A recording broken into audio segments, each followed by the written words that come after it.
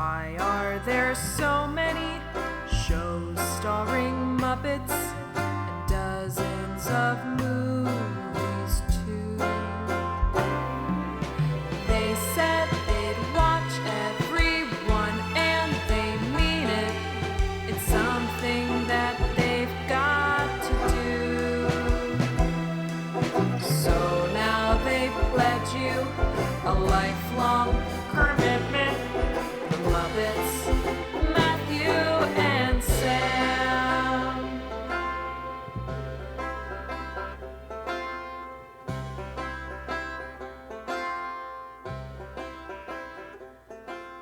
Welcome to Commitment, the podcast where two friends have vowed to watch all things Muppets. I'm Matthew Gatos. And I'm Sam Schultz. And this week, we've got a very special Commitment episode for you.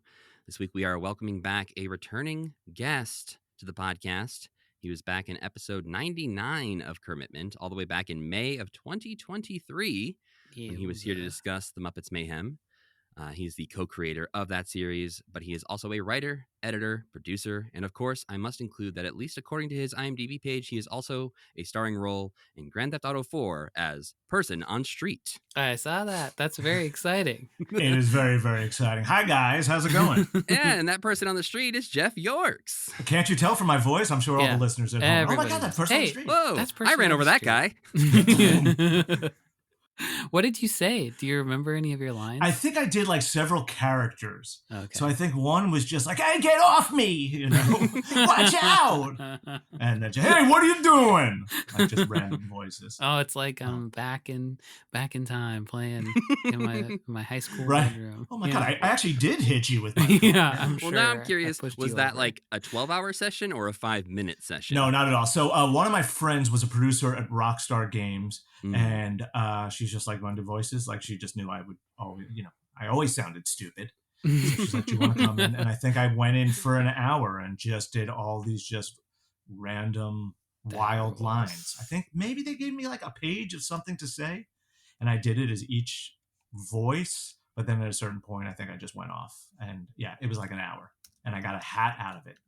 But Is that all? fantastic. That's all you got? I think I did. I don't recall if I got paid. Now, was it a Grand Theft Auto hat or just a random hat somebody had on Rockstar? shelf? Right? Just a random hat with just like, you know, Yoda ears. It's like, we got this Yankees cap. Here you go. Yeah, found it. Yeah, it was a Rockstar Games hat. Okay. Yeah. Well, I think that that points to just in general. I don't think if you just look at your IMDb page, I don't think your career trajectory is a very clear one.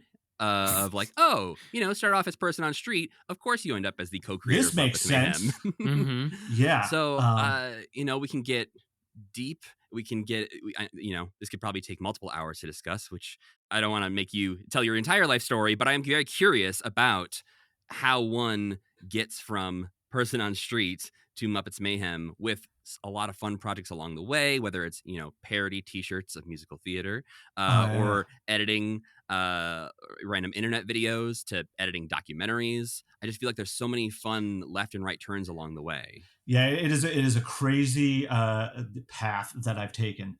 I was a weirdo kid, not into sports, just like movies, like drawing, like the Muppets. At a certain point, I was going to camp, and I was like, I don't want to go to that camp where they make you swim or play sports. And so my parents and I found this camp that was performing arts, but most importantly, you could choose not to do sports. And that's all I wanted to do was I wanted to do not sports. Anything So but I went- sports, please. Yeah. So I went to this camp called French Woods Festival of the Performing Arts. It's one of the big theater camps where I was going to do magic and art. And really early on, I just was exposed to the most talented kids I'd ever seen. And they're my age and they could do all these things. And I was blown away by it.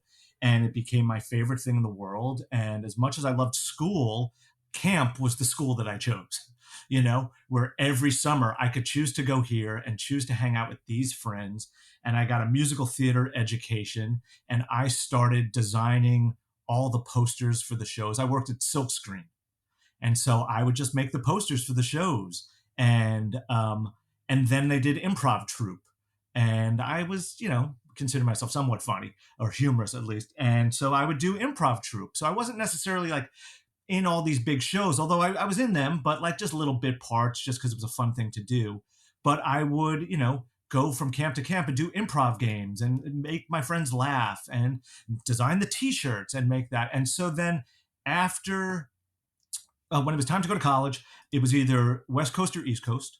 So I spent what should have been my awesomest summer at camp, where I was like, king of the camp. Instead, I went to UCLA in this summer program. And I went there and it was the worst. It was with all the sort of kids who I grew up with who I did not fit in with. And I took like an SAT prep program and I took an animation class, but the animation class met at 8 a.m. And I'm like, that is not for me. Wow. And instead feels like a test on itself to be like, okay, who actually shows up for this? Totally. And, it wasn't me. I don't know who did. But instead, I found like my little group of misfits. There was 4 of us total. And we just went to the movies in Westwood every day instead of doing anything else. And then like this program offered like, hey, do you want to go to a taping of American Gladiators? And I'm like, absolutely, I do. I always just want to see how American Gladiators was made, or Jeopardy. Absolutely. I love Jeopardy, and a little less interesting probably to watch be filmed than American Gladiators. Although it was very cool to see them dragging these giant sets, when you're watching American Gladiators at home, the question was like, how in a commercial break, how did this happen? How did it just become this, Right. And it was a 4-hour shoot where they just filled you with candy and stuff like that. Oh, they give you candy during Jeopardy? Yeah. Yeah, not keep Jeopardy. that crowd energized. Oh, no, not on American Gladiators. Yeah, no, Okay. Jeopardy's real time. They want you as sleepy carrots. as possible. They give you carrots. Yeah, totally. No, they do. They want you as sleepy as possible because, like, they don't want you like I was, like sitting up in my seat when there was a question about like a weird, a Woody Allen movie, and I'm like, oh, I know, They don't want to hear the ooh in the background of Jeopardy. Get him out. But they had like security at the top and bottom, like during Final Jeopardy, just to make sure you're not just like tranquilizer what are darts. the Clydesdale horses? So it was an interesting summer, but it was also like the summer. Like one of my friends was a horror geek, and he was like, "There's this movie playing in Hollywood that is supposed to be awesome. It's from this New Zealand director. It's supposed to be crazy." So it was Dead Alive by Peter Jackson, and it just started playing on Sunset. And we had to like reach out to our parents. Can we have permission for the 4 of us to see this midnight movie? And we did. That was the first Peter Jackson movie that I saw, which I had, I was then able to talk to Peter Jackson about, just be like, I saw this movie, Yeah. It was, so then after I came back and I'm like, oh my God, I need to go to camp. I went to camp and I got my, got to hang with my friends and, that was fantastic. And then I decided I'm not going to UCLA. I'm going to NYU Film School. So I went to NYU Film School. And on the first day we're, moving in, I met a girl because she liked the Kermit doll that I had in my little basket of things. So that was cool. The Muppets could help me, meet not only friends, but girls. That's right. That was the one time that happened. And but then you're in sound classes, you're in photography classes. I met my best friend freshman year because we were in a sound class and they're like, you have to make a radio drama.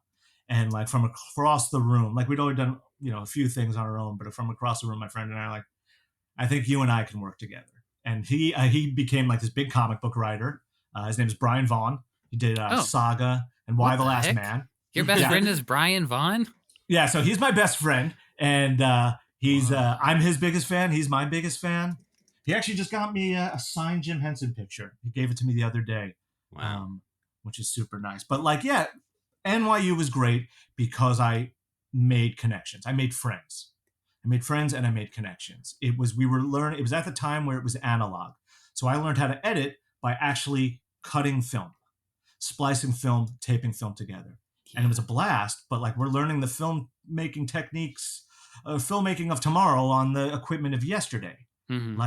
It wasn't ideal. So even at the time, it was outdated stuff that you were learning on? We were just on the cusp of the digital age. They'd just gotten an Avid. The hilarious thing is I went to film school and I remember in 2008, I was cutting film with razor blade and tape at the time because I was the kid who wanted that experience. Yeah, sure. And at that time, my school had literally just split off and they were like, all right, here's the route where you have to buy a MacBook Pro. You have to learn all these programs, all this stuff. Or this is the last year we are offering the film track where you get to shoot on Super 8. You get to edit with razor blade and tape. And I was like, I'll take the one that will secure me no future work, please. But did you do it as a purist? You're like, I just want to know. Oh, the idea that like I have these memories of taping up all my shots on Trims, the wall yeah. and then using like actually winding the spools and winding everything back and forth and having to like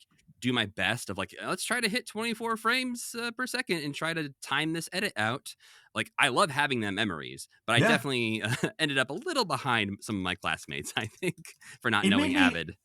It made me an interesting filmer of things, or a filmmaker of sorts, because I have an editor's mind now, where I'm just like, okay, I'm just going to shoot to this point because I know I'm going to cut it here.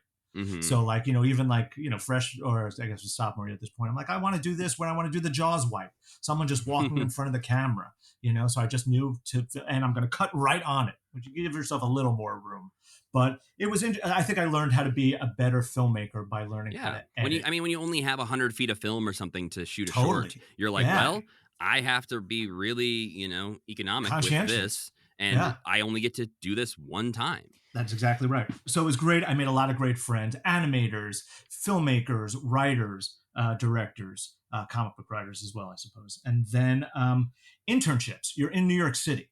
So the other weird thing about NYU, first and foremost, was just like in terms of a college experience, it's not really, because like on Friday night, everyone's running everywhere in New York City. So there's not necessarily student unity there. Mm-hmm. But again, we were just going to movies and stuff like that. But the other cool thing was internships. So I sort of found my own internships, and they were all based on the things that I wanted, that I had interests in, that I want to do. My first internship was at Henson. So I interned at Henson my sophomore year, first semester, and it was in the studio, and they were making The Wubulous World of Dr. Seuss. And I was upstairs where I was in charge of like dubbing stuff.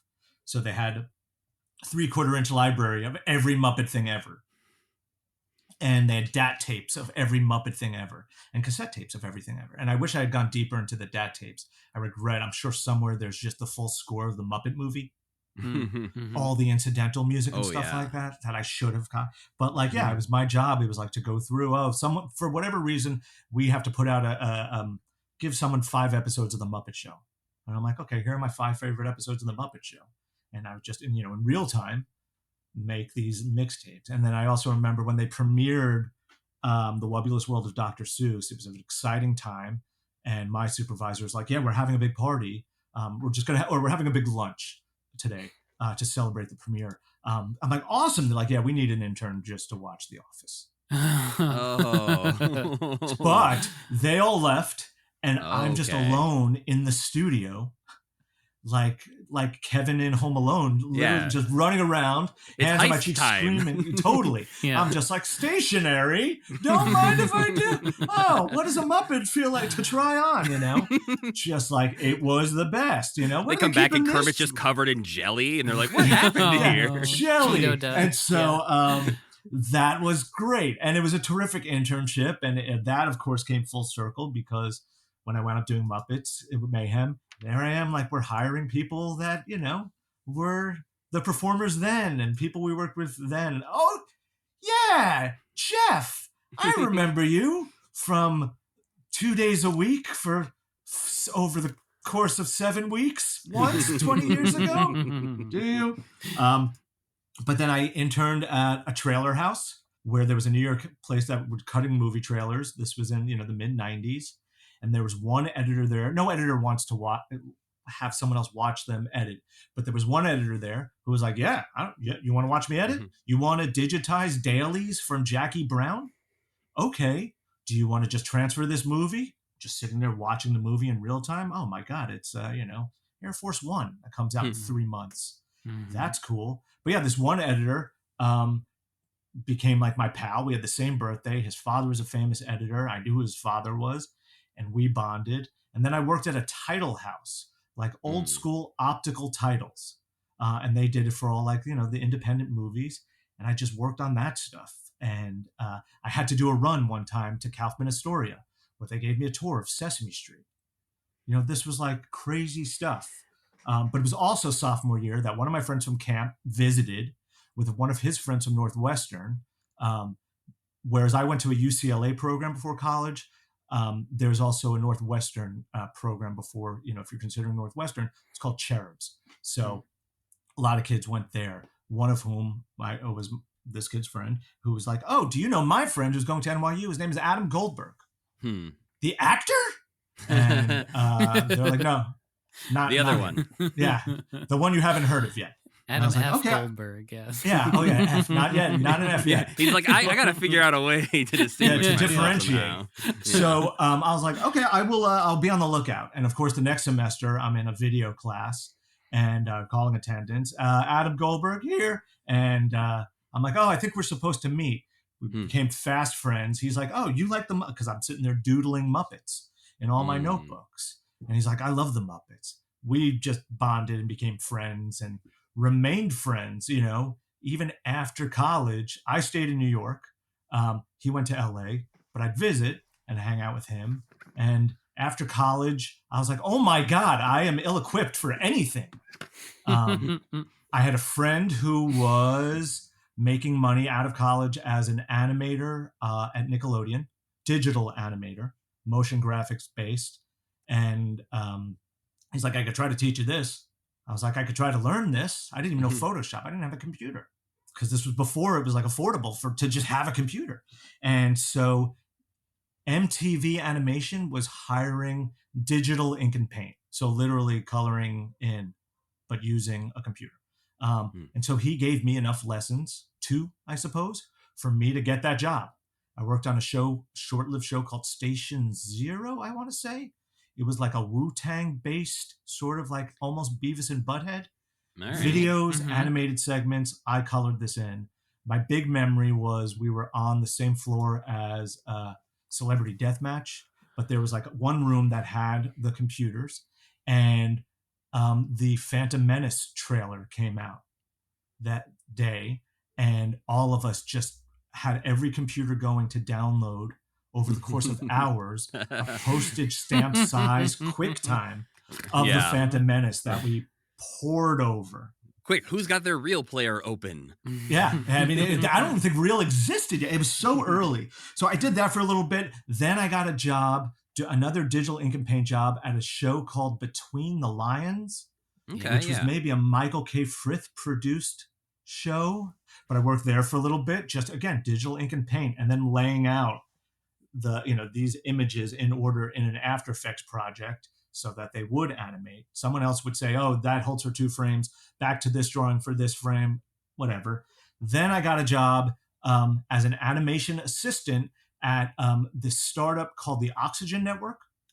It was the Women's Network created by Geraldine Laybourne, who was at ABC and started Nickelodeon, early Nickelodeon. And I was an animation assistant with 2 former NYU students, animation students. And I did some animation at college. I did one thing. I'm like, a final project I have to do. And I did a live animation under the camera on a Magna Doodle that got into the Animation Film Festival, which was kind of fun.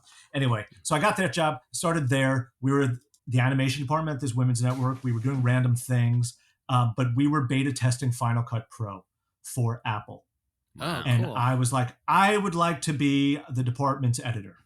And I learned that, and also, had an iMac, those turquoise or pastel colored iMacs. Yeah. And I was like, wait a second, I can edit like a whole movie, like on my computer now. And so I shortly, in that span of time, got an iMac, digitized a movie, Misery.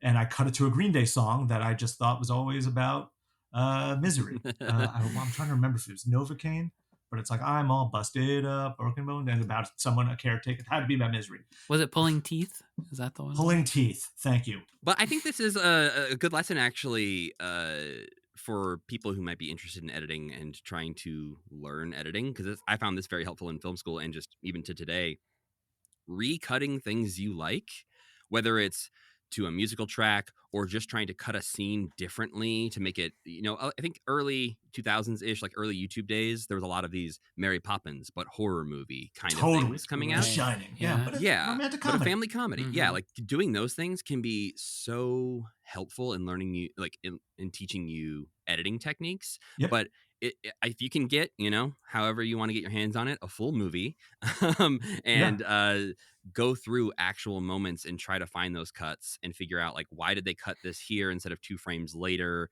and try to like make something else of it. Like one, the challenge of that can be really interesting as an editing technique, but also it makes you think about what that person was thinking when they were in the room making those decisions. Yeah. And maybe that's all the footage they had. Maybe they thought that was the best cut, but you start to think so much more about it and you think differently about it than you ever do when you're just watching it, because you're not meant to notice those things. Totally. So I highly encourage people to try those things. Yeah. Just like shot choices, and that's what I did. I just, the job was fine. I think I went freelance after that because they're like, why do we have this animation department? So they let us go, and I just started cutting. But for fun, I would recut movies. I'd made these things called cinemashups, where I would recut movies to songs that you never knew were about those movies. And again, just for fun, I'd put them on. Yeah, I think I had a choice of either YouTube or Vimeo. And I was like, I'm going to go with Vimeo. And I put them on Vimeo. And again, early days of social media, and they started getting attention. So I did one for Fight Club. And like, I don't know how to pronounce his name. I'm so embarrassed. But Chuck Palahniuk, he posted it, right? The author of Fight Club posted it. Or I did, I recut All the President's Men to Sabotage by the Beastie Boys, Cool. Because I mentioned Watergate. And recut that. And then the Watergate Hotel posts it. And so I start getting all these attentions, and then out of the blue, like this trailer house in LA reaches out. Any interest in cutting trailers? And I'm like, you know what? I've always had an interest in cutting trailers. So I moved out to Los Angeles to cut trailers, and found out very quickly that I do not fit into this machine. It is very much a system. We get a movie, we're going to cut a talkback spot. We're going to cut a 30. I was also not hired by the big producer there who brought in all the movies. I was hired by a different producer. So the big producer didn't necessarily want to use me that much. And so I was recutting spots of romantic comedies, only movies my wife wanted to watch. And I was like, commercials. Like, no one's even watching commercials. Like, everyone has DVRs and they're fast forwarding through them. And we were even testing out in the letterbox bar on the bottom just to have the title on there. So if you are fast forwarding, you at least know the name of the movie. That stays there. Yeah. But that was another where they were just like, we don't know why you're here. So they got rid of me. And now I'm like stuck in Los Angeles. And I'm like, I don't know what to do. I had my friend who I kept in touch with from the trailer house, who now started his own company. And he's like, do you want to cut trailers for these B movies that are like for on demand that, people just have to watch this? Maybe 6 people watch it. So I started to do that, and I started to cut trailers. That was the first time I was cutting trailers for these little bad B movies, but they started to get better and better, or bigger and bigger. And then like I was doing documentaries, and I think by the end of, 8 months later, I was nominated for these Golden Trailer Awards. And I won these Golden Trailer Awards, and I get to go up on stage to like accept these awards in front of this trailer house that was like, we have nothing for you. And like my speech got quoted in Variety. It was the best. And at the same time, I'm still trying to cut stuff. And I have friends out in LA who are doing things, who are like already have some successes. One of whom was, who I reconnected with through my friends my bosses from Oxygen, invite me to their wedding. And who's there? But another friend who we went to college with, this guy, Mike Doherty. He had made this movie called Trick or Treat. Oh, yeah. And he's like, oh, what do you do? I sent him the Shining one. I cut The Shining, recut The Shining to Instant Karma by John Lennon. Because we all shine on, because that's where Stephen King got the title The Shining. Oh, and so we saw that. Doherty saw that, and he's like, you have to cut stuff with me, for me. So I started cutting these shorts for Trick or Treat, for, I think it was FearNet. And then he's like, hey, I want to cut something. I'm pitching this movie. It's like this horror Christmas movie. Do you want to cut stuff or something? So he wanted me to cut like a sizzle. And I'm like, but maybe we do it as a trailer. So I cut this thing. That was a trailer for what was going to be Krampus. He brings it to Legendary. They're like, we love it. We're going to make that. Who made that? And so Legendary started hiring me to just basically cut fake trailers or trailers for things that don't exist yet that they're pitching. They're a studio. They have to bring it to networks. Hey, do you want to make the show with us? So it was like the early days. It was like, hey, we have this show about Godzilla, but it's about the humans on Godzilla, which is, arguably the most exciting part of the Godzilla movie. But they screened it for me. They gave me the movie, and I would cut a trailer for, hey, like, here's the story behind, whatever it was. And I'd cut these things. And at the same time, my friend Adam Goldberg is like, hey, I have this idea for the show that I want to pitch. I have tons of home movies of my family. Do you want to? And I'm like, I totally know what it is. It's the Wonder Years, but instead of looking back with wonder, you're looking back with horror. I'm like, just give me 4 hours of your home movies. He had them digitized. He gave it to me. I think I cut it in like an afternoon, and he went in and started pitching, and I think it sold in the room. That was a big success for him. And then I just other friends who were pitching things that, my friend made Harold and Kumar and Hot Tub Time Machine. They come to me. They're like, hey, we have this idea for this Karate Kid show, but no one really knows the Karate Kid these days. And I'm like, okay, I totally get, the show is them grown up and they're still at it. So I was like, okay, I get what it is. And the first 15 seconds will be a recap of the Karate Kid. Let's do that. And then we'll go into the show, and I'll find clips of, William Zabka and Ralph Macchio as adults, and we'll try to cut them. So that became, Cobra Kai. And I just started doing that, for all these different people. And I'm like, oh my God, these successes these people are having. I have an idea for a show that I want to make, but it's with the Muppets. And so I cut a trailer for, an Electric Mayhem show. And the first person I showed it to was Adam Goldberg, or Adam F. Goldberg. First, I showed it to Adam Goldberg, the actor. He's like, why did you send this to me? Yeah. What? So then I sent it to Adam F. Goldberg, and he's like, we have to make this. We have to make this show. He's like, but I have a deal with Sony right now. So I had to wait another couple of years. He's like, I just ended my deal with Sony, and I just started one with ABC Signature, which is part of Disney. So we're going to pitch it to them. And that was like 2018, 19, somewhere in there. That we started pitching. You can only pitch it to a couple people. I was saying, when did you do that initial first edit? I think I cut it in 17. All right. Wow.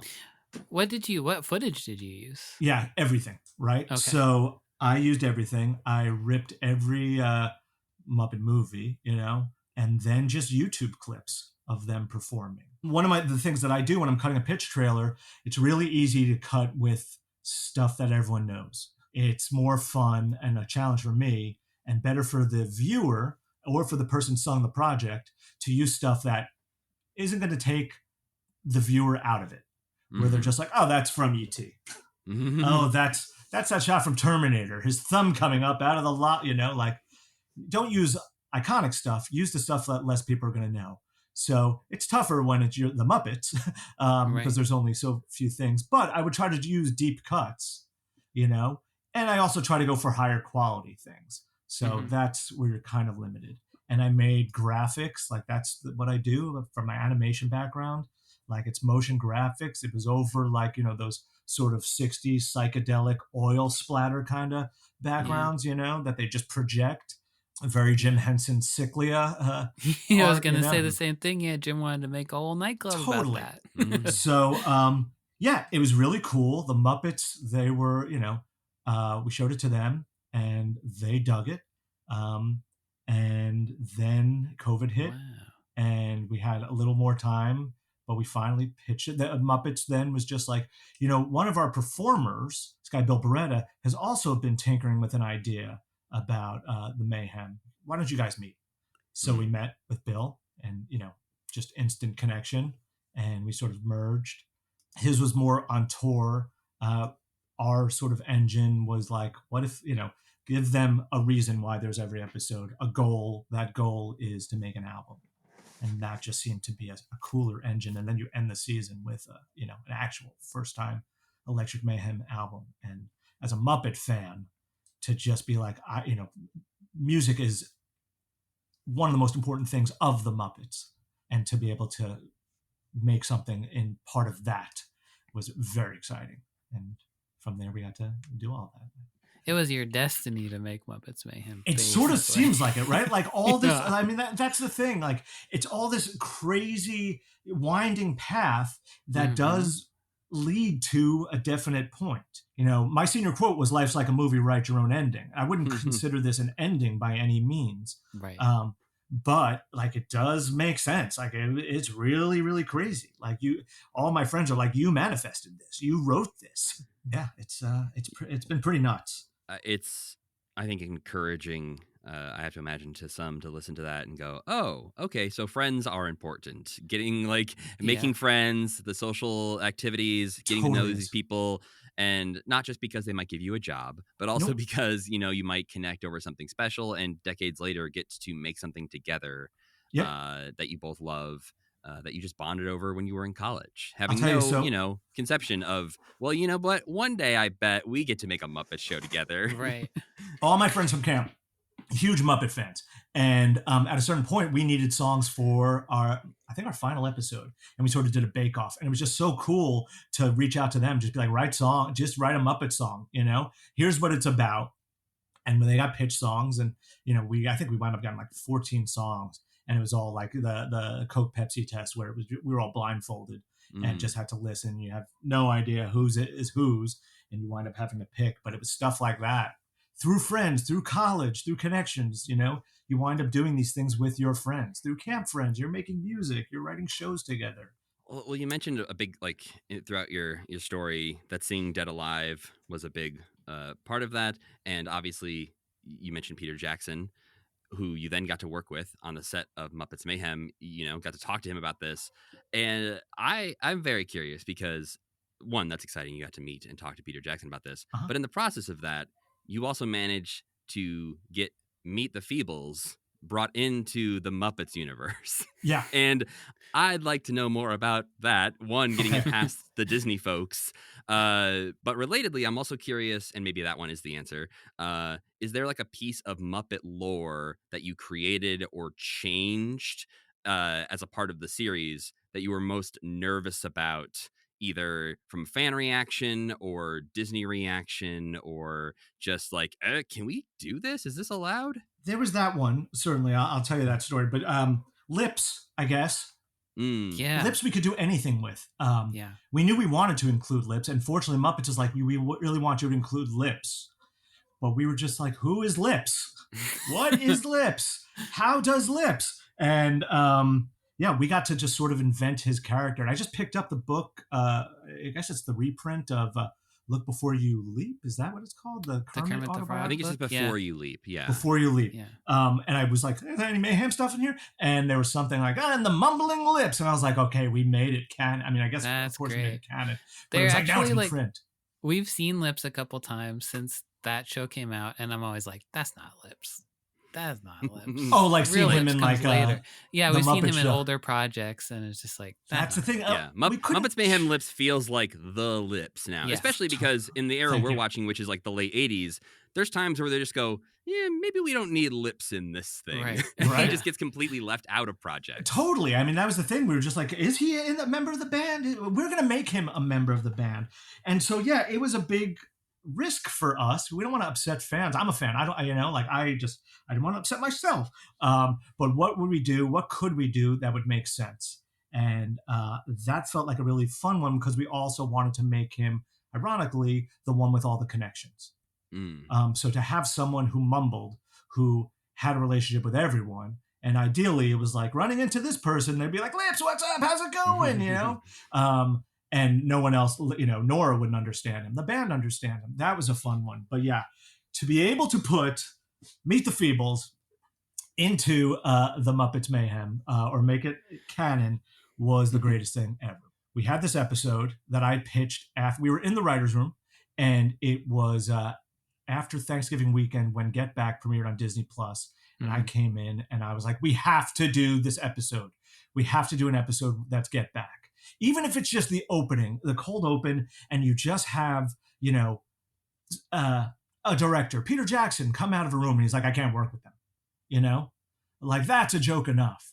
But then we started talking about it more and we're like, let's do a full like bottle episode that is documentary style. We had one of our directors was the DP and the director of The Office.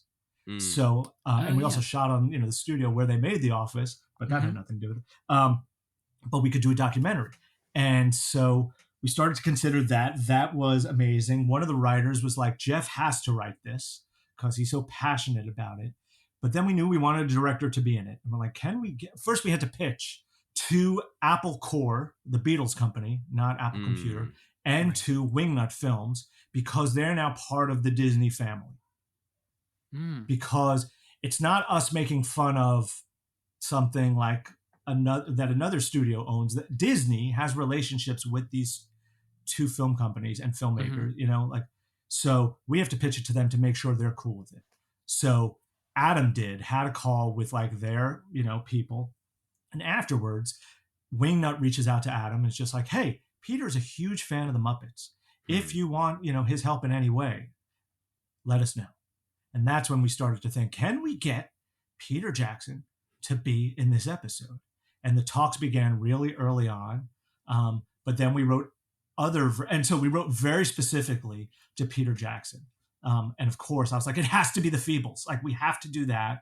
And Adam is also a film geek enough to know that the Feebles is amazing. And so, yeah, we just put that in, and no one ever raised an eyebrow or a finger. And then we had to have a backup plan because we didn't know if Peter Jackson could make it out here for it. And the other person that we wanted was Kevin Smith, and Adam had a relationship with Kevin Smith. Right. So we're like, let's write it for Kevin Smith. He fits in this world really well, just stoner comedies. And then when we figured out that the Chasing Amy of it all for this storyline could work, it was great. And we were now shooting, and we're like, okay, we haven't heard back from Peter Jackson, or there were enough things like, oh, there was a death in the family, he can't make it out, blah, blah. Okay, we have to shoot tomorrow. We have to shoot next week, really. So let's shoot it with Kevin Smith. And so we did. We shot with Kevin Smith, and it was the best thing ever. He's so good. He's so great. Half his stuff that he says was just his idea and funnier than anything we could have written and did write. And then I think that shot on Tuesday, and on Friday, our producer walks into our little writer's room on the set and was just like ashen-faced, and he's just like, Peter Jackson's people called. He's very excited to shoot on Tuesday. Oh, no. Boy. And we're like, what? No. The greatest, worst news ever. We're like, okay, we have to be straight with him. We shot his episode. We told him also throughout that we are shooting this. And so, but we did say, look, if you are coming out here and you're willing to do it, we would love to do this tag with you, this epilogue scene, and he was down to do it, but he also kept pushing that. And so we wound up shooting that on the last day, but we basically had to take the best ideas of our episode for Peter Jackson, his version of the Get Back episode, and boil it down to this one scene. And so I was like, the thing, it's really important to me that the two things we keep are the Meet the Feebles joke, and also I don't make, I make trilogies, And so those were the two jokes that I wanted in there. And we saved those, even though we cut it down and down and down and down. And he shot those. Like, he came on, he had a different idea of what he wanted to shoot, but then I think he got on the set and we were just doing like just a quick rehearsal. And he's like, no, I'm cool with what you guys wrote. And it was just surreal. After he shot, and he was so good, Adam and I just followed him into his trailer and just geeked out over Dead Alive and Meet the Feebles. I also love Heavenly Creatures. And so his wife was with him, his daughter was with him. We just talked about that. He showed us on his iPad stuff he was working on. It was the best. And it was the last day. And we should have been on set just like getting stuff done. But instead we're like, Peter Jackson's here. We're just going to have Peter Jackson. And it was his first time on an actual soundstage since The Hobbit. He had made movies, documentaries mostly. Right. Yeah. He'd But been in this was- a dark editing room for a while. Yeah. Yeah. But this was his first time on a set. It's crazy. And it was just such an honor. He's like, this seems small. Where's your giant forest? Yeah, where's your green rivers screen? Yeah. Yeah, it was the best. It was the best. And no one ever questioned Meet the Feebles or what it was. And Absolutely wild. Does some of the people watching it just not even know what you were talking? Like some of the course, people vetting but it, that's they were also just like, I mean, that's how what we is want to it? do the show, you know? Yeah, totally. Just Yeah. like you'll get some humor, you'll get some references, you won't, you will. Yeah. It's not going to detract. Yeah. But like, I'm sure now, I would think everyone is really grateful because it was one of our biggest social media, moments. That like, I've seen many, especially younger Muppet fans Sure. who had never even really heard of Meet the Feebles before, Yep. discover Meet the Feebles through this. And confronted. Yes, confront is that's a right. great word. And I don't know whether or not they're thanking you in this moment or cursing you. Oh, sure. But I know for a fact, seeing it online, a lot of people discovered Meet the Feebles because of Muppets Mayhem. I'm glad. Yeah. What can I say? I'm glad. I watched that when I was a kid. Well, you were talking about working for Oxygen, and that just made me think about like how much I loved watching cable TV when I was in the early 2000s. It was just like, this looks so fun. I want to be here so bad. I want to be working on a cable network and doing whatever I want, and like making Adult Swim or like making Breakfast Time on FX and just being stupid on TV would be so great. But I remember seeing I would like flip to Meet the Feebles on like IFC when I was a kid and just see things that was like, I can never unsee that. And then I watched it fully for the first time for this show when I had COVID, and I was just laying in bed like on it didn't my give you deathbed. COVID? Maybe made it worse. Yeah, it gave me a second round of it. You just started to melt away. Yeah, it was just like pieces this of your is face the most, falling off. This is like the most depraved moment of my life. It is. I'm It's just sitting amazing. here like, yeah. You reminded me of another thing with Adult Swim. One of my high school friends, I was in an arts program in high school as a writer and then as an artist and stuff like that. And my friend went on to create Stupid Buddy Studios and Robot Chicken with Seth Green. Oh, yeah. And so when it came time for us to do our trip episode, when they trip on marshmallow and the band trips on marshmallows, Right. we were going to have this, them hallucinating. I'm like, we have to go to Stupid Buddy. Like, let's do this as stop motion. And I got to hire my friend's company to do this stop motion sequence. And it was the best. And I cut their reel. Yeah. I cut the Stupid Buddy's reel using Weird Al's Dare to Be Stupid. It was great. Speaking of Weird Al, I just went to see him in concert, and guess what he plays on his big screen in between? He plays himself in Muppets Mayhem talking. Does he really? Yeah, he plays a clip from it. That's amazing. He plays clips from his whole career of his shorts and stuff he's made, but that's one of them is him talking. Oh, that makes me so happy. Yeah, it was so cool. I have an observation to make about you.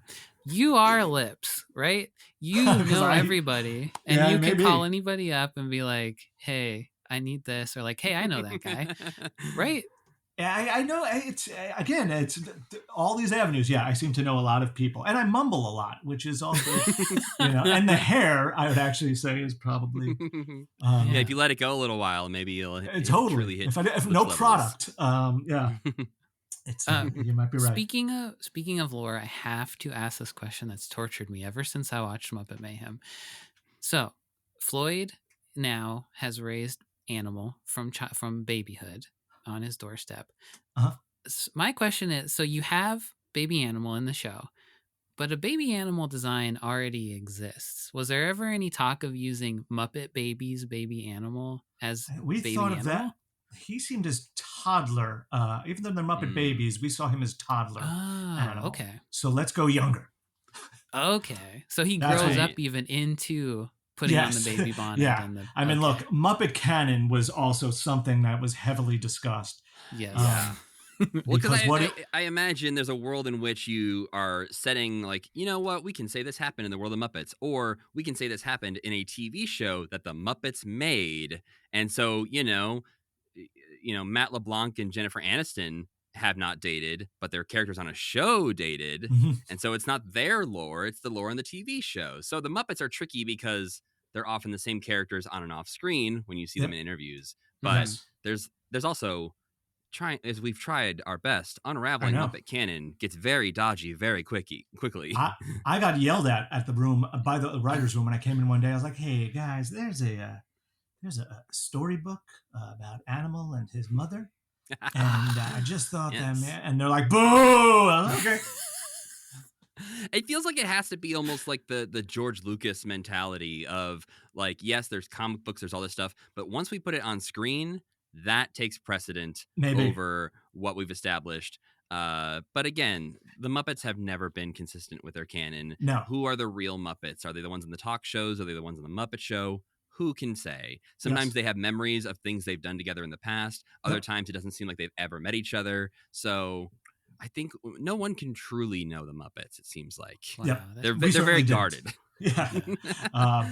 So that, I don't even know if that answered your question. I feel like that's how we justified it for ourselves, but that they were different age. It does. That's a perfect answer to the question. I just like when I saw him, I was like, there already is a baby animal, but There is. your baby animal is very cute. So He's I'm all babyer. right with- He's babyer. Babyer animal. Yeah. yeah, I can accept all baby animals in my life. Totally. So maybe you can't talk about like all the details of this for various reasons, but I'm curious, how far along did plans get for this sort of Muppet verse that I think Adam F. Goldberg alluded to on Twitter at one point as the Muppets Mayhem was getting the ball rolling, this idea of expanding the Muppet verse, potentially a season 2 of Muppets Mayhem, and sort of just what that looked like, the future of the Muppets. I'll start small-ish with Muppets Mayhem season 2, which we were hopeful we would get. We were happy that we ended our season on a nice point where it's just like, okay, they can go on tour, and you can imagine. And of course, we pitched it. The band should go on tour. The real band. Like, I also was like, look, the week of the premiere, let's have secret gigs and have the band perform 3 songs and show the pilot episode. Like, it would have been so newsworthy, and it would sell out instantly. But anyway, we wanted to do season 2, and it would be them on the road in some way, shape or form. And I cut together a second pitch trailer, right? Just like I did for the first season, I did a second one. That was what our season 2 would look like. And now I could use, footage that we shot from the first episode, from the first season. And it was really cool. And we played it. I think by this point, Disney probably had made their decision based on ratings, that we weren't getting a season 2, but we definitely made it a little more difficult because we had responded to all of the criticisms, certainly things that we knew when we were making season 1, notes that we were given. And our season 2 was definitely in response to that, as well as what we want to do. Clearly, first and foremost, what we want to do, but then how we would fix the things, I think there was like retention, like the bingeability. And it's like, okay, well, this is how we would do this. And we had a really cool angle and a cool hook to that I think everyone, Muppets Studios, were very excited about. And then, I think Disney was like, we already canceled you. But then, we loosely discussed other things that we wanted to do. I certainly had my pitches for what other shows could be in this thing that, I casually mentioned to Muppet Studios, but we never got to pitching. We just, Adam and I had ideas that we wanted to bring to them. But I think, as is always the case with Muppets, something does well and then doesn't do well. And then the Muppets have to start and we have to save the Muppets again. And so that's sort of where we were. It was bad timing. And I don't know if we had the faith of the network when we were about to come out. We were getting from Disney, here's our plan to sell the show. This is like a month out. And they're like, here are 2 billboards. I was like, I understand. They're the same design. What do you mean 2 billboards? They're like, you will have 2 billboards in the country. I drive down this, the highway and I see 3, billboards for Moana. We had 2 billboards in the country. One was by the Rock and Roll Hall of Fame in Cleveland, and the other one was off Sunset. And the good part, I could take a picture in front of the one off Sunset. Yeah. But and you got that big Cleveland bump. Yeah. I just don't know. How is anyone going to know about this show? But I don't know if they cared at that point. if anyone knew about our show. Yeah. I went to Disney World right before the show came out, and there was like one poster behind a pillar at Muppet Vision 3D. Like, it was very, very strange. We had to fight for our premiere. That was another thing. Mm. And Muppets fought for us, Muppet Studios, and we got a premiere at, which we're very grateful for, at a cemetery. But the Electric Mayhem performed, and the bus was there, and the van was there, and Weird Al was there, and that's all you need. Yeah, that's right. Weird Al in a cemetery. That's enough. That's enough. I think these conversations sort of overlap interestingly, where, as we've discovered on this podcast, Muppets are one of those things that sometimes we can trick ourselves into thinking that everything they've ever done is perfect and good and they've never made anything bad. Mm-hmm. But as we've learned, that's just not the case. And Jim Henson failed multiple times and had shows canceled or never picked up. And so there is this like rich history of the Muppets, of trials and tribulations, and sometimes something just takes off and works, like the Muppet Show, and sometimes it doesn't. Like the Muppets Mayhem. Well, I was thinking more of like how many times Jim tried to make, liquid TV kind of things where I love liquid television, but yeah. What it's like these ideas where it's just like, let's keep putting the Muppets into a TV studio. Let's put them into a TV studio. And it just was like not necessarily clicking.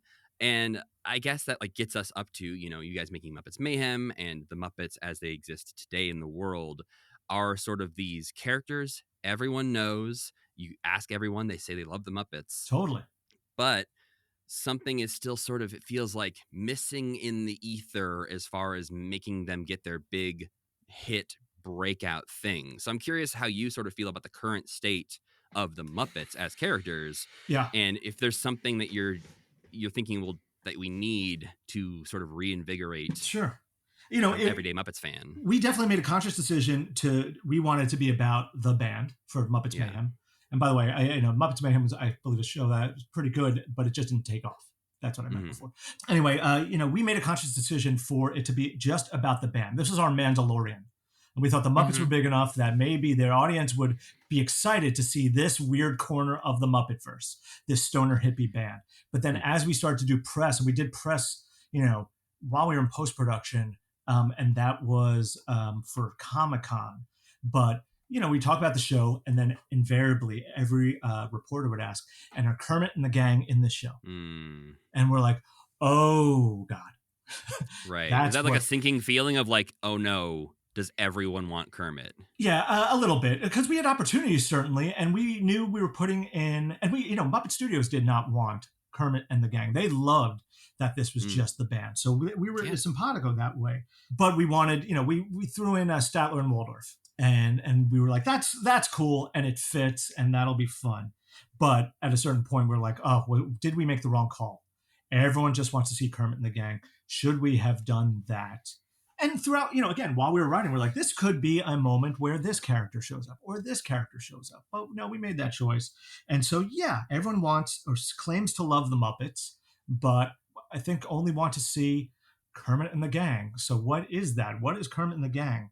Is it a movie? Is that it's a Kermit-led thing? Like, is it them just still being, omnipresent in our culture in talk shows? Certainly Disney uses them, but uses them mostly in parks, which is fun, but again, very limited audience. Do people for like very sort of scripted, quick TV appearances on a talk show or as a cameo on a reality show or something like that? Or it's very interesting that they are sort of these ever-present figures. Everyone's happy when they show up, but then people don't necessarily show up for the Muppets when there's a new Muppets thing to enjoy. Well, I think the scripted part of what you're saying is the big problem too, because what like the magic of them like in the 70s was there's this little puppet and you don't know what the heck this guy is going to do. Totally. But now you do know what, like you always know what they're going to do. That's not necessarily true, I believe, because they're, when they're on talk shows and stuff like that, there's a lot of improvisation, and I do think that is one of the best things about them. And the performers, they are such gifted improvisers.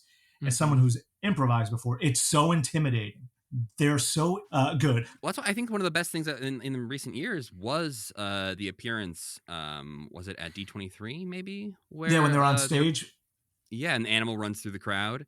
Just watching that, like, seeing how free and the conversational the characters feel in that, I'm like, oh my God, like how does everyone not like watch this and instantly go, I need more of these guys in my life. Because I will tell you one thing. One of my Muppet pitches was an unscripted thing, which would be, I think, kind of amazing. Just utilizing the best of them. I think you could do a curb style. Well, and you could shoot obviously that's probably an editor's dream, because you'd shoot for hours and then we got that on Mayhem. Tight. Yeah, we got that on Mayhem. I mean, the one of the best scenes of our show is Ben Schwartz and Animal on the job. Yes, and we have a cut of that. I mean, there was an hour cut of it. Like he was there for an hour, and it was all gems. But I think we cut it into maybe 45 minutes, and I mean, just those sequences, like we had to use for just probably what totals 3 minutes. It was so good between the two of them. Obviously, Ben Schwartz is an amazing improviser, but Eric Jacobson is equally as fantastic. That's another huge viral moment for the show too. Like totally. I saw that everywhere when that show came out. Yeah. Yeah. I mean, I don't know if, because we were so busy doing so many different things. I wish, and I don't know if, the editing room ever saved outtakes or everyone loves a Muppet gag reel. Like, do we have that somewhere?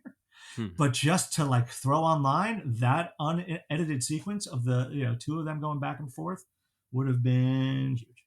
But we've watched Jim and Frank in so many interviews where they're talking about Dark Crystal, they're talking about Labyrinth, and also back then everybody would always just say, "And tell us all about Kermit and Piggy." And you could also see them just be like, okay. Yeah. It's the thing everybody thinks they want, but they don't. I don't know. We tried to give, I mentioned my friend Brian before, but my friend Brian was like, you don't give the audience what they expect, what they want. You give them what they didn't know they wanted. Yeah. Right. Because I mean, you could argue that the 2015 series, which Sam and I are personally fans of, but similarly, society maybe wasn't as kind to the ABC 2015 series. But if you're wanting the Kermit and Piggy drama show, you got it.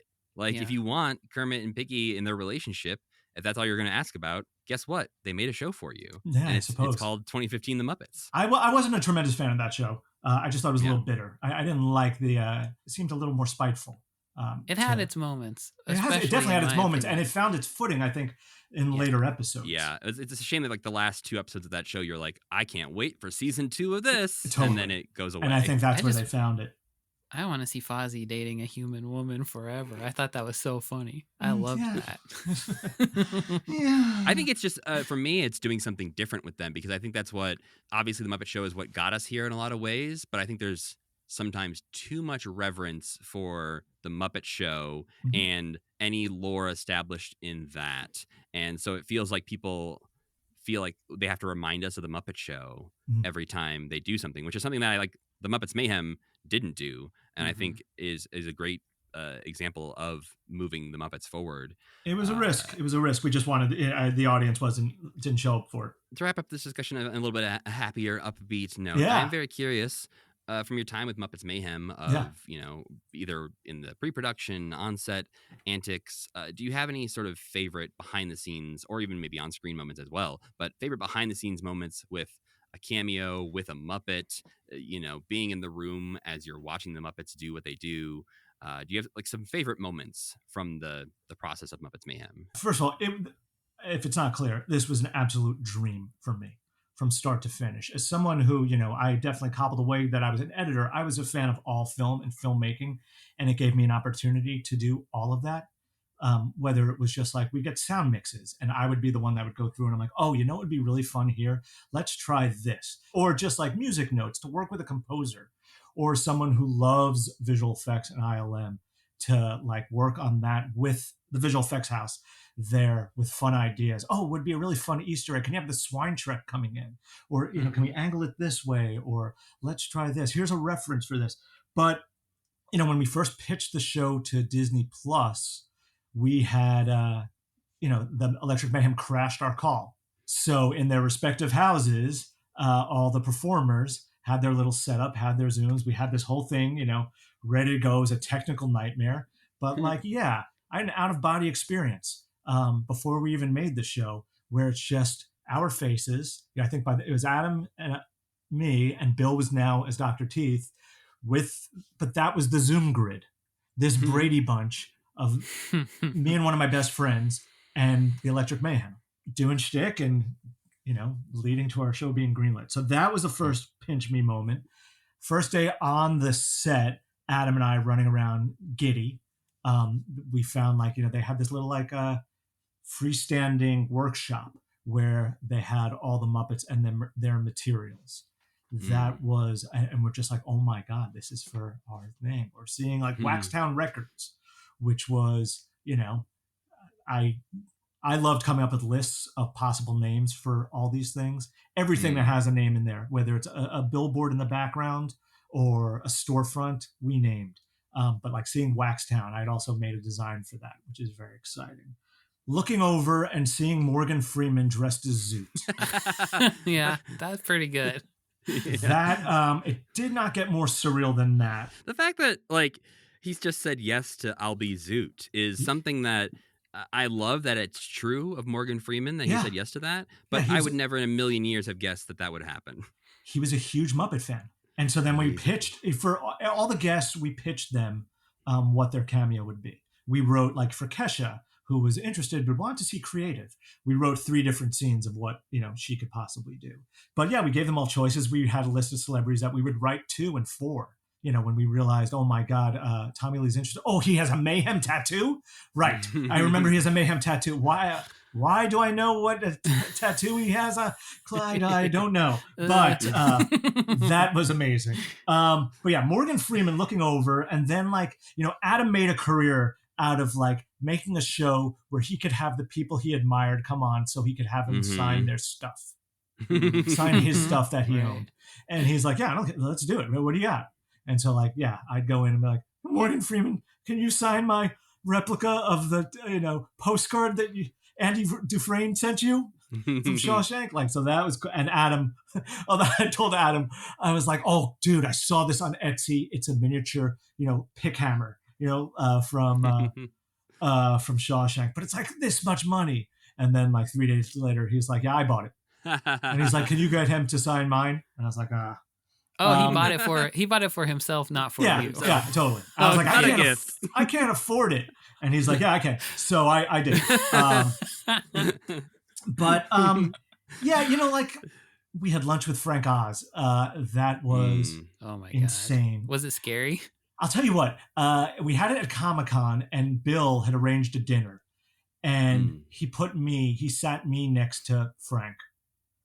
And yeah, it was scary. But then I was like, no, wait a second. I've literally earned a seat at this table, at this literal table. That's cool.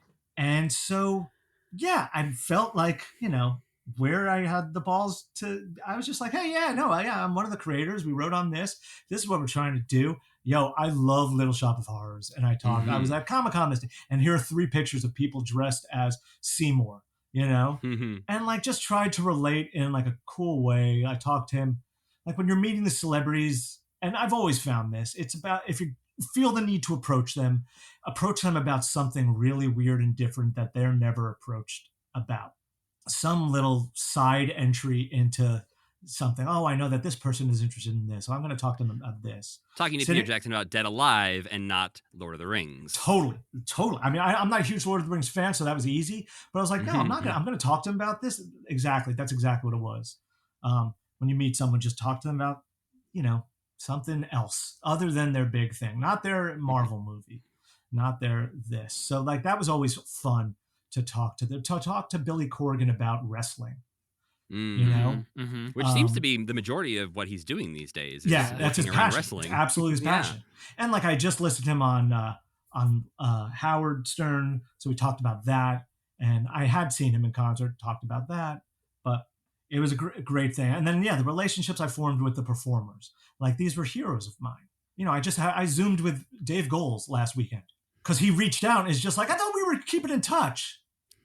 I was like, oh yeah, we're Dave Goles. We are keeping in touch. He's like, when do you want to Zoom? How would young Jeff Yorkes watching the Muppet Show feel to know that in the future Dave Goles will be reaching out to him to check I still don't believe it. I still don't believe it. And we were on for 2 hours just zooming about nothing, just talking about stuff. And he's just the sweetest, nicest guy in the world. And we're just hanging and talking and hoping to work together again. Those things were amazing. like, again, such a passion project, but like there's like they need to replace billboards on the show. Like, oh, the van is driving by, we need to replace by something. And I'm like, so it could be anything?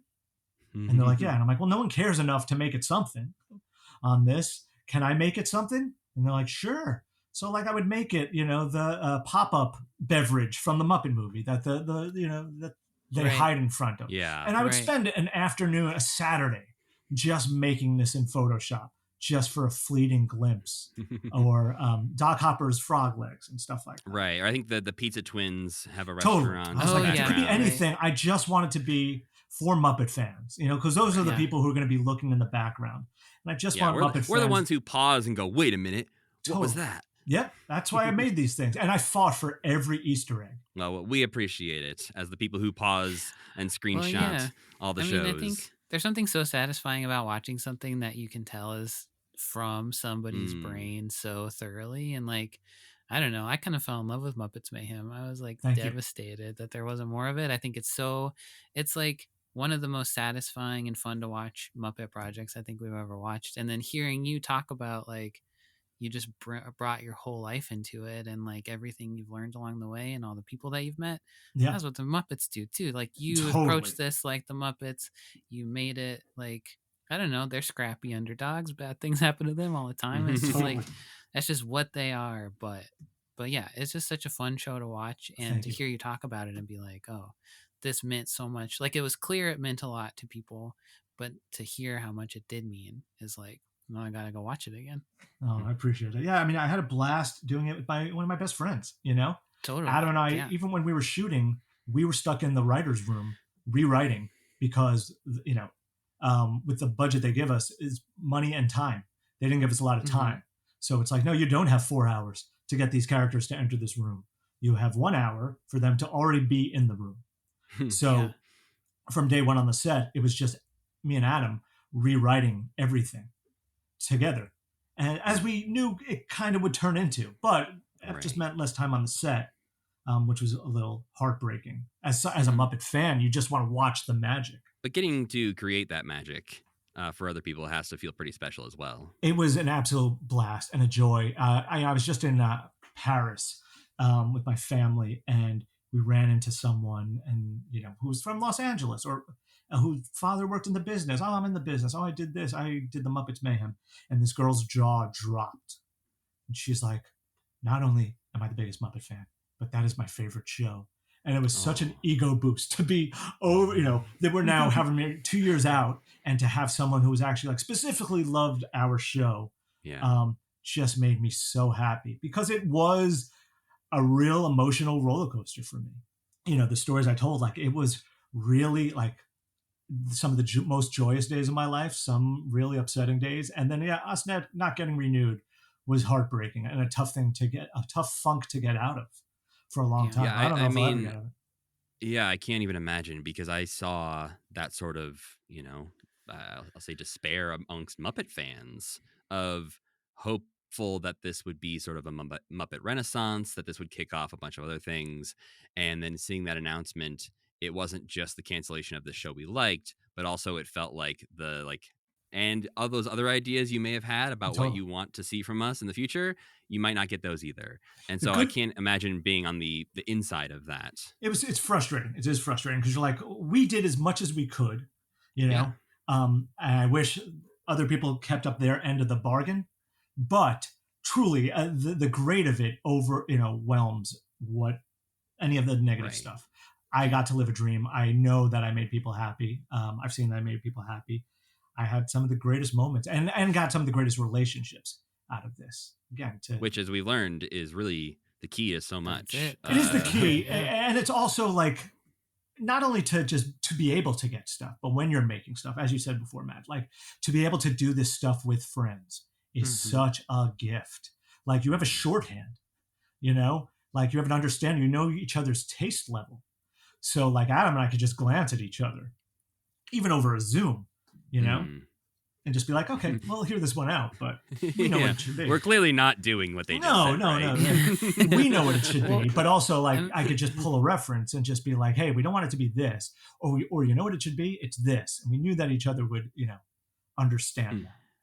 Maybe that's part of the recipe of making a good Muppet project too. Is just like John or Frank and Jim and Jerry, like they all were around each other forever. It's like maybe you just have to have that shorthand and that ability to. Yeah. That is maybe part of the. We were lucky with Bill also recipe. because we got that too. You know.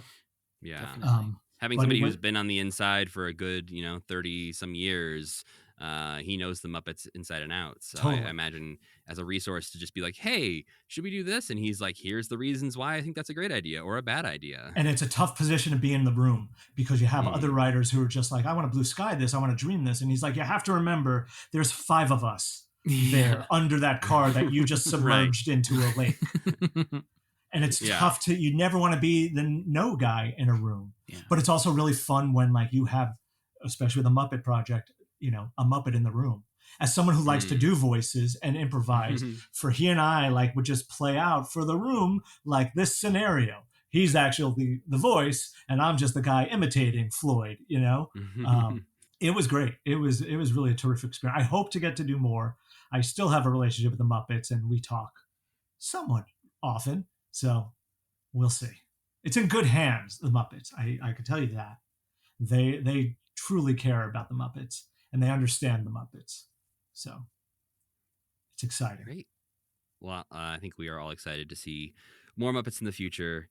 Hopefully, you'll get to have a part in that as well. Because it sounds like you're, one of us. You're one of the diehards. You love the Muppets.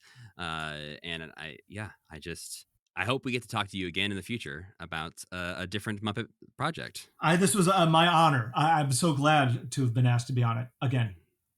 Especially without those jerks. We did it for Mayhem. Right? So this is about me. Last time I think we had like maybe 10 minutes and then Right. Disney was like, get out of here. Yeah, time to go.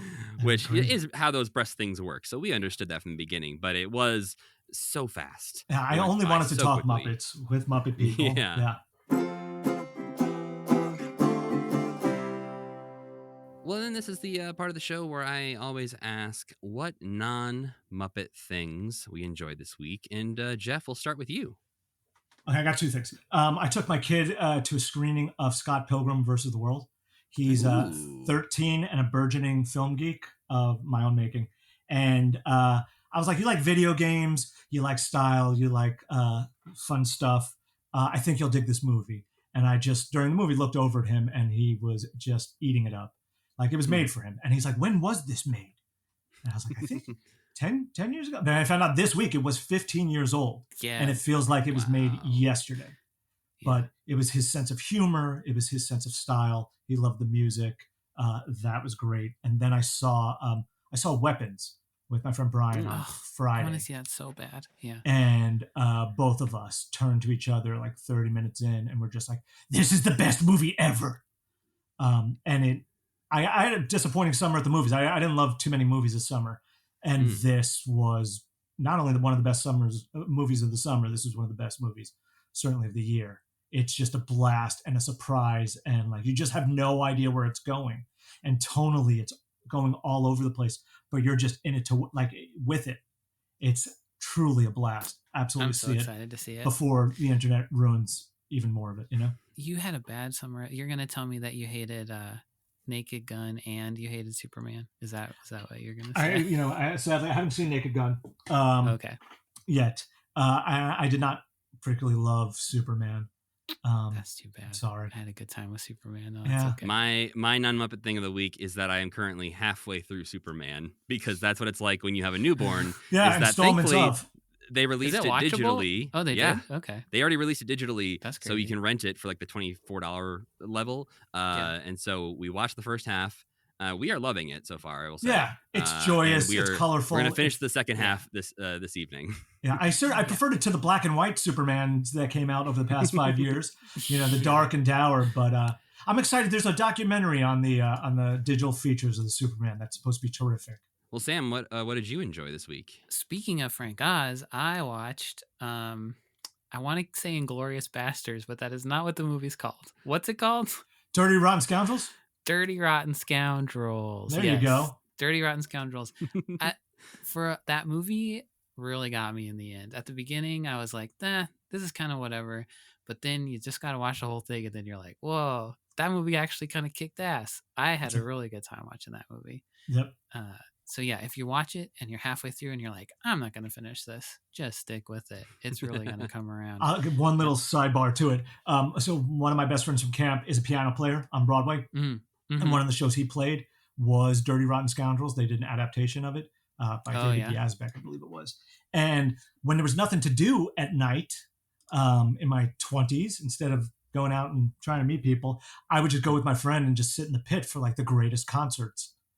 I would just, he did Full Monty he played, and then Dirty Rotten Scoundrels was the other one. And I would just sit there and just listen to music, draw, write on my, like tucked in my little corner of the pit. Your life sounds awesome. It was just, I don't even know if that was awesome, but it was just a fun thing to do, just such a fun concert. So I feel like I know Dirty Rotten Scoundrels, the musical, better than I do Dirty Rotten Scoundrels, the Frank Oz, Steve Martin, Michael Caine. Sure. Growing up in Montana, we just would like stand outside and look at a cow. That's all we had to do. Which could also be pretty fantastic. Once. You can only do it so many times. Yeah. There's so many cows. You're like, is this the same cow from yesterday? Or is this Oh, a different cow? Oh no, it's the same cow. Oh no. Well, yeah, I mentioned that we watched the first half of Superman, and then the other thing I've been enjoying this week is I'm still going through a massive Marvel MCU rewatch. As a part of that is watching all the TV shows as well, and so I'm in season 3 of Agents of S.H.I.E.L.D. at the moment, and I did not love the second half of season 2 of Agents of S.H.I.E.L.D., and I was very worried about the trajectory of the show. The first half of season 3 is one of my favorite MCU things I've ever watched. So I'm hopeful. I know it's a roller coaster of a show, but I'm hopeful for the short term that I will keep enjoying this TV show.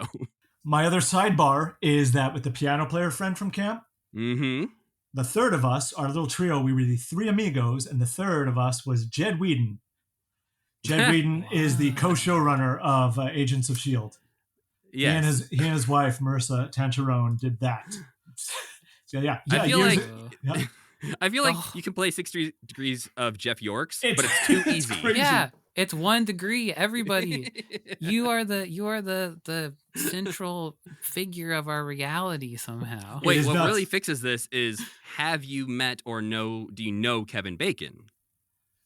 I used to see Kevin Bacon in New York. Have I met him or know him? I don't. That would seal everything because everyone knows Jeff. I've seen him in real life. Yeah. Yeah. It's crazy. I'm seeing Jed's band in LA. Not this weekend. Next weekend. That camp, French Woods. Send your kids. Yeah. I think Lin-Manuel sends his kids there.